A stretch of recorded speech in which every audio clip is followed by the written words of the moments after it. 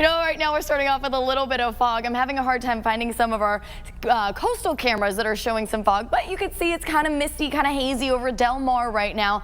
And as you're heading in, it's very patchy, so you may run into it and then run out of it. In fact, just within the last 10 minutes, Escondido and Poway have jumped from about a mile to a mile and a half to up to 5 miles and 3.5 miles. So we're going to continue to track that fog. Of course, we know it all moves as the morning goes on. We'll let you know of any changes. El Cajon and Kearney Mesa, parts of Mission Valley, also pretty foggy this morning.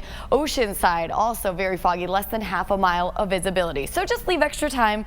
So if you do run into that fog, you can go a little bit slower. So a cooler air mass is rolling into the Pacific Northwest. We're going to tap into that cooler temperatures. We're also going to see winds pick up, especially in the mountains and the deserts this afternoon. That's where that wind advisory I was just talking about is.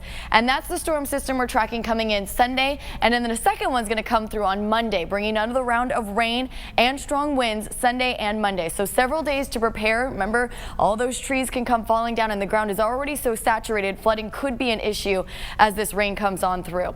Gusty winds will continue through tomorrow, but the strongest winds will be today, and it will be about 5 to 10 degrees below average to end the week. Also bigger waves along our coastline, peaking today where we could see sets up to 10 feet. Saturday we'll see building clouds as that storm system approaches, but expect on and off rain most of the day on Sunday and on Monday. Also cooler then in the 50s. A slight chance for a few showers to linger into our Mardi Gras on Tuesday, and the strongest winds will hit our mountains and the deserts Sunday and Monday.